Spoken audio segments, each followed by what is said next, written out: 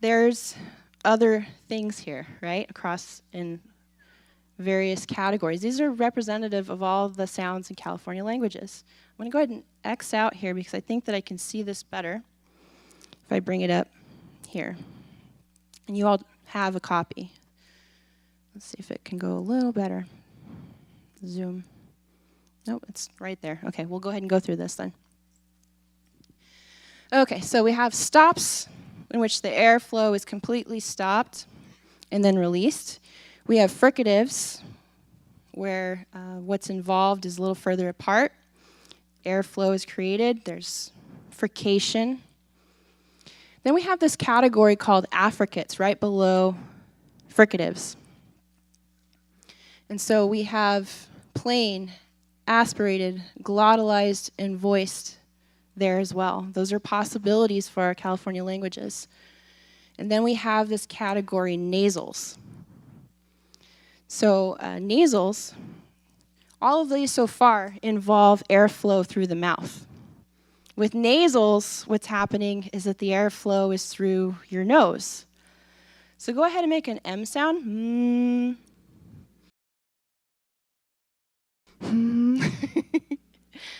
Plug your nose. Can't do it. Right? Try it for an N.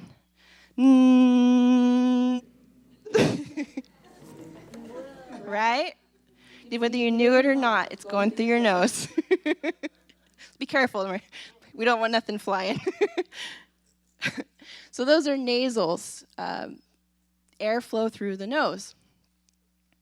I'm going to go ahead and talk about some of the places now because we've gotten through most of these, and there's a second page, but we'll go ahead and go across the top. So we have bilabial, which involves lips. After that, we have categories that involve the tongue. And so we have interdental. There's a fricative there. Anyone want to guess what that sounds like?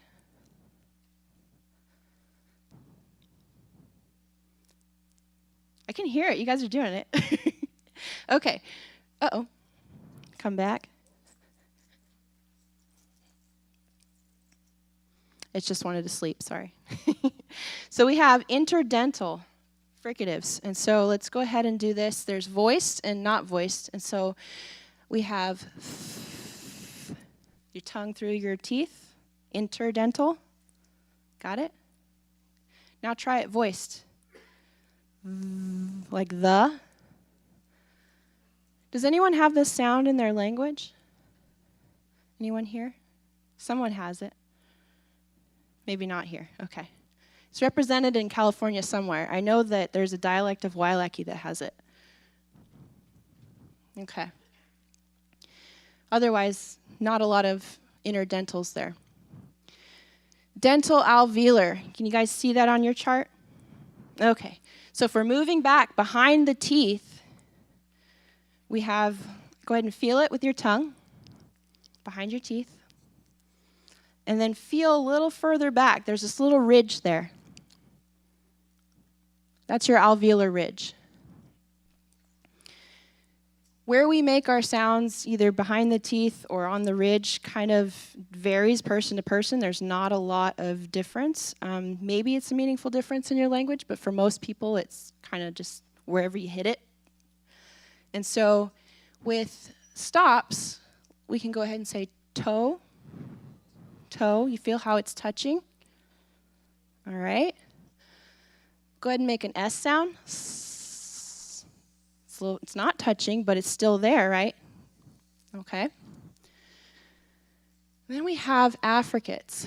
Now, with affricates, let me just go ahead and say that they're one part stop, one part fricative. We have our own symbols for this in the Americanist system. But these symbols, for instance, this little C, it's one part T and one part S. So T, T, say cats in English. Cats. Does anyone have words in their language that start with TS? We have it in English, whether you knew it or not. We just put it at the end of the word. But our languages often, if we have this sound, can also put it at the beginning. Okay? In Americanist tradition, it's a C. Okay? And we can have that plain, we can have that aspirated, we can have that glottalized, we can also have that voiced. And so the difference between, let's see here, I'll do aspirated, t, t, t, cats. I know my little sister heard a lot of Hupa because her first sound in just speaking was t. She'd run around t, t, t, t. And her first word was boots. Not quite a Hupa word, but we're getting there. We have that sound. The voiced, z, dz maybe, z, z. It has a funny symbol here in Americanist tradition, z. Does anyone have that sound in their language maybe? Hupa does, but okay. Might be kind of rare. Demel, lizard. Thank you. Okay, and then behind dental alveolar, we have retroflex sounds. What does that mean? Well, with dental alveolar, we have that behind our teeth going on. We have the alveolar ridge. But then on top of that, some languages make a distinction whether or not you curl your tongue back in the same way. So we'll go ahead and try this with an aspirated T. Ata. Ata. Can you hear me? Does anyone have this in their language? Alonis? Do you want to say a word for us real quick with it? I'll put you on the spot. Sure. Kuhi. Kuhi. Mm-hmm. Awesome. So it actually starts the word there. Cool. So we might have sounds that are retroflex, that are plain or aspirated. That one was aspirated, I think, maybe. Maybe not. We'll figure it out most of the time. There's a voiced one, our da. Da. Da. It's your D with your tongue curled back. Go ahead and try it. Da. I can hear it. Try an S sound with your tongue curled back. Sh. Sh. Not quite sh, but sh. Awesome, I can hear it. Mm-hmm. Oh, there's even some affricates. Ch. Ch. Not ch, but ch. Ch, ch, ch. Cats, but curl your tongue back. Ch, ch. I can hear it. Awesome. Okay, here's my favorite category. We've got laterals. With laterals, okay, so we have a fricative. What lateral means is basically the sides of your tongue is involved instead of like maybe the top or the back. With that sound, go ahead and make an L. Ooh. And instead of voicing it, just let the air pass the sides of your mouth. Awesome. That is the hardest sound for a lot of my students to make. We have that in Hupa. Slow. Slow. Smile. Does anyone else have that sound in their language? Oh, Dene people for sure. Over here? Do you want to give us a word real quick? Put you on the spot too, Stan. Slow. What does that mean? It's to like cook something, but with grease. To cook something with grease. I think we have a slow. Slow means eagle. Eagle. So you're almost like a smile in Hupa, but then it's Chumash, it's eagle. Got to watch out for that one. Okay, anyone else? Oh, hey. Yurok has sket, sket. And then my favorite, Keith. That's redwood? Okay. I'm working on my Yurok. All right. There's some more laterals here. There's an affricate lateral. So the best that I can explain this one, does anyone have horses? Raise your hand. Stan. Stan the man. Maybe this is different. Maybe this is not. But when you call horses, or you ever make this kind of clicking sound, you go, it's on the sides, right? You're sucking in when you're doing that. Try pushing it out.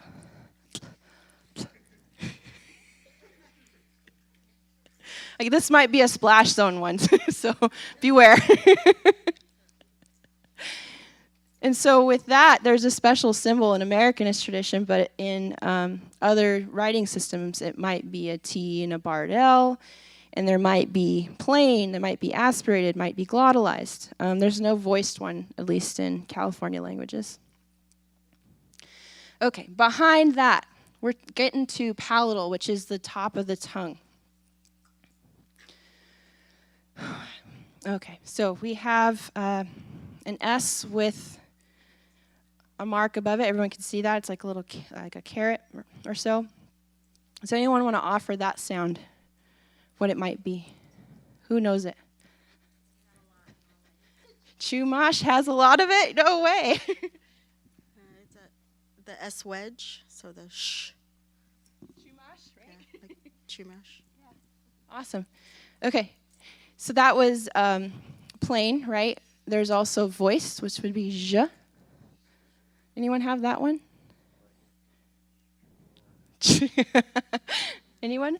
Maybe? Okay. I'll have to brush up to know which language has that one, because it might be kind of rare. And under that,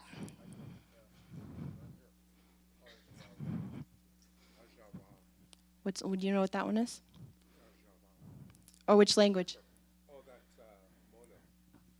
mono. Ajavan. For flicker? Uh-huh, for flicker. He has a cheat sheet on his shirt, so just so you know, don't feel bad.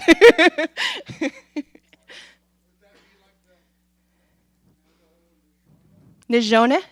Yeah, that's exactly it. Je, nejone, we say nehuong.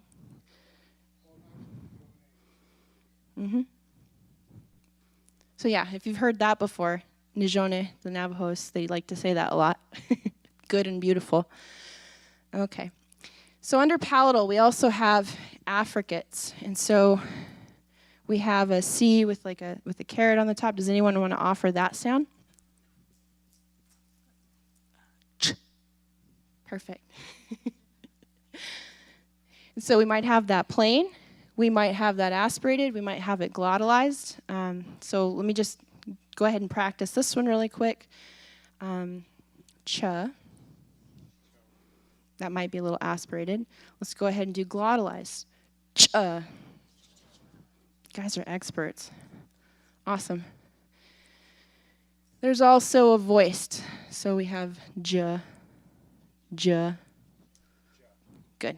Okay. Behind palatal, we have velar. And okay, now we're getting to where we started, my name, Kayla, talk. We also have a G, G. So let's go ahead and try this. K, K, G. You feel how they're all the same place? Awesome. They're just contrasting in what you're doing with this right here. Now below that, we have fricatives. And so there's a little X. Go ahead and do that one. We have cho, cho. If you have difficulty with this, go ahead and start with a K. Go k. And try to draw it out. You're all doing it. Excellent. Okay. Now try it without starting with K and go. Awesome. I can hear it. Is that Nancy back there? Got a splash zone going over there. a lot of us are in Hupa, we have this sound, and so most of the time, we're told not to talk while we're eating because everything just goes. So I apologize again if I'm making you do that. Okay, now we have a voiced velar fricative. Let's go ahead and try that. So if we have the ch sound, let's try and do it voiced.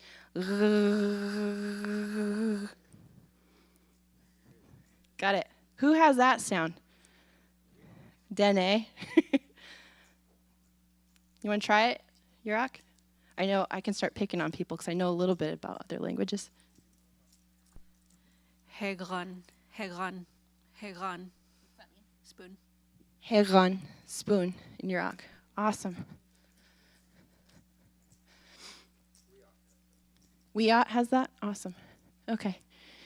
Now, labiovelar means that we have our lips involved, and we also have what is this back of our mouth where the tongue meets the K kind of area.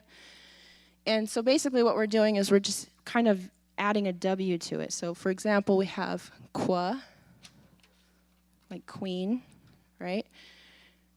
Now we can glottalize that, and I'm not very good at it, I'll try. Qua, qua, qua. Oh, I did it. Yay. Anyone have that sound? Dene. We have a lot of consonants in Dene languages, so that's kind of our trait. In Luciano, no, excuse me, Kumyai. Anyone else? Yurak? Okay. We'll just take your word for it. I'm going to be mindful of your time. Ch sound, hua, hua, rua, voiced, rua. Whew. Okay, anyone starting to feel the muscles? Okay, and we have one more category that I want to go ahead and get to, which is labeled here post-velar, but another word for it is uvular. So you see that category on your paper. Behind where you make the K sound, there's this little dangly thing. When we see it in cartoons, we see Goofy falling or something like that, and he's like, ah, and it's this little thing moving like this. We can make sounds with that. And so further back than a K sound, there is a uvular stop that, again, Dene languages have, so I'll just go ahead and demonstrate. Go, go. That means worm. Y'all said worm. And we can glottalize that. Go. Now, I want to just emphasize this, how it's different from K. Go ahead and say ko, go, ko, go. Most of you are doing it. Awesome. All right. And then we also have, let's see here, we have a plain, aspirated, glottalized, and voiced. Whew. Okay. Do we have any Patwin or Wintu or Wintune folks? Okay. Correct me if I'm wrong, but there's also a fricative, at least I know in Wintu, and maybe also in Wintune, and then someone should correct me if I'm wrong about Patwin, where it contrasts, it's different than the one that's made at the K place. And so I'll try to demonstrate. Ch, ch, that's the X where the K is made. Ch, ch, I might have overshot it. But you can kind of hear a difference, maybe? Okay, I'm not too good at it, but I know Wintu has a difference there. Wintune might as well. There we go. And so then finally we have all the way back, laryngeal, which we have an H sound. Just go ahead and say ha, ha. Say uh-oh, uh-oh. So we have a laryngeal stop or glottal stop in English in the word uh-oh. All that's happening is those vocal folds are closing and opening. Uh-oh. All right, and then ha. So then we have a fricative there where it's not quite so close that it's really creating the voice, but enough to have some frication there. You all have that, whether you know it or not speaking English. Okay, coming on back down to the nasals. We have voiced. That's an N. Try palatal. Nya. Nya. All right. Velar. Nga. Ooh, labial velar. Who has that one? Ngwa. Ngwa. All right. And then voiceless. Somebody's language has it nasals that are voiced. They must have in some environments where they're voiceless. And so what does that sound like? Well, with M, you have and then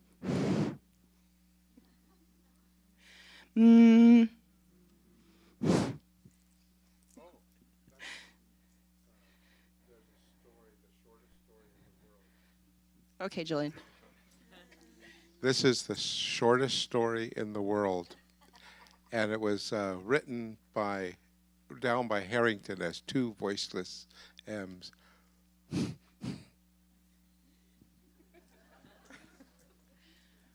There you have it. It was in Karuk. I was wondering where, and there you go.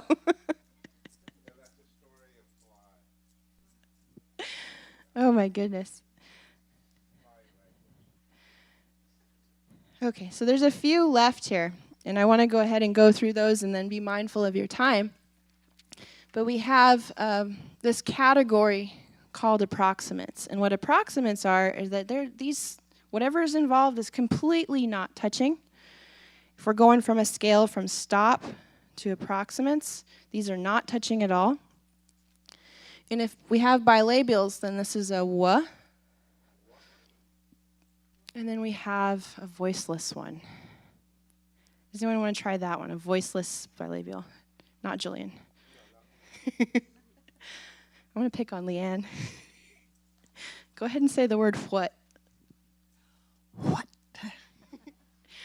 Leanne has a way of speaking the word what that in my California dialect of English is just W. But there's a reason that W, H in the word what is spelled that way, because further back or even somewhere else, still spoken, sorry Leanne, it's what. Who knows Family Guy Stewie? He says wheat thins, right? Wheat thins? Wheat thins. And it's a big joke. It's like a running joke. Like he's wheat thins. What? I think there's like a wheat thins commercial that has that. And so it might be written here, a capital W, or it might be written WH. And at least way back when, or your different places in English, where English is spoken, they still do that. We're getting to some of the reasons why English is hard to read. Because we don't always have those differences in our English dialect. Okay, so approximates. We have retroflex. This is, we have, I believe, a R. Voiceless. Who has this one? Lateral. La. Voiceless. La. Just a la without a voice. It might be that in some environments that L drops out or something like that, and it sounds like just breathy L. Okay. Then we have ya, and maybe some languages that drops out, the voice drops out, and it's ya. Go ahead and whisper for a moment. Go ahead and say, the dog jumped, but whisper it. The dog jumped. You're just voiceless. Okay? In English, voiceless just kind of means like whisper, almost. So if that helps, remembering that. There's a couple more things just really quickly. Trills and taps. It's underneath. It's not in the chart. Who can roll their R's? Raise your hand if you can do it. Raise your hand if you can't. It's okay. Especially the Dene people. We don't do that. We have a hard time with R. Any kind of R. So that's a trill. It involves the tongue going over and over again. I can do it. Maybe it's not the Hupa side that can do it. And then we have a tap or flap, where I'm going to make Julian go ahead and say the word karuk for me. Karuk. Better yet, karukarada. Okay. Karukwadad. So in karuk, we have that. Just one little tap. Karukarada. Go ahead and say that. Karuk. Arada. Say butter. Do you say butter or butter? You have a flap or tap if you don't have it aspirated. Cool. Nobody here says butter, though, huh? We're using a glottal stop there. Some of the English. Okay. So we got through most of this, and I'm pretty happy with everyone's pronunciation. So go ahead and give yourself a round of applause.